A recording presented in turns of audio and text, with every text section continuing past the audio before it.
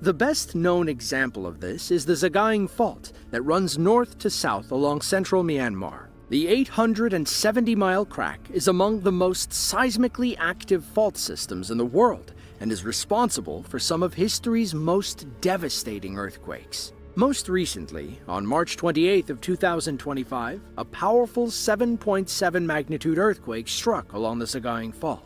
It caused over $11 billion in damage and claimed over 5,400 lives, making it the deadliest earthquake globally since the 2023 events in Turkey. CCTV footage from a parking lot in Myanmar captured some of the only known footage of fault line motion. As everything shakes, you can literally see the ground lurch forward, creating a massive crack. According to researchers, the crack accelerated to a peak velocity of 10.5 feet per second and slipped just over 8 feet. Of all the places to start a country, Myanmar picked one of the worst. It's wedged between 4 tectonic plates, the Indian, Eurasian, Sunda, and Burma, all of which are interacting with each other in one way or another. Running up the middle of Myanmar like a seismic zipper is the Sagaing Fault, where the Burma and Sunda plates slide past each other. How much are they sliding? Well, according to rough estimates, it's between 0.7 and 1.9 inches each year. Unfortunately, the fault line runs alongside the cities of Yangon, Mandalay, and Naypyidaw, the country's first, second, and third largest cities. In other words, roughly 8.3 million people are under constant earthquake watch. It was November 3rd of 2002.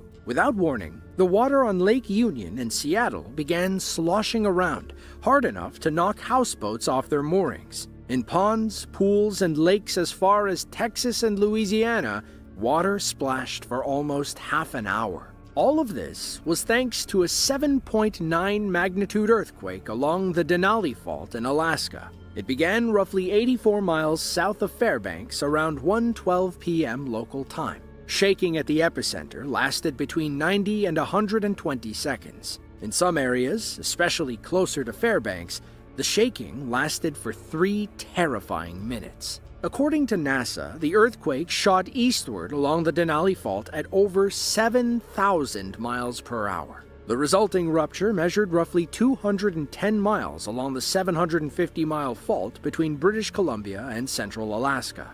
In some places, the ground slid sideways as much as 30 feet. Thankfully, the earthquake focused most of its energy toward the sparsely populated eastern end of the fault, far from any of Alaska's major cities. However, the damage could have had grave implications for the United States. Running across the fault is the Trans-Alaska Oil Pipeline. Built in the 1970s, the pipeline at the time moved 17% of America's domestic oil supply. During the quake, the ground beneath the pipe shifted, damaging a few of the support beams. Luckily, the pipe itself didn't fall. That was mostly thanks to careful engineering during the planning phase. Builders knew they had to cross the Denali Fault, so they equipped the pipeline in that area with Teflon shoes that were free to slide along horizontal steel rails. According to the USGS, it cost roughly $3 million to install the shoes and rails. Had the pipeline failed,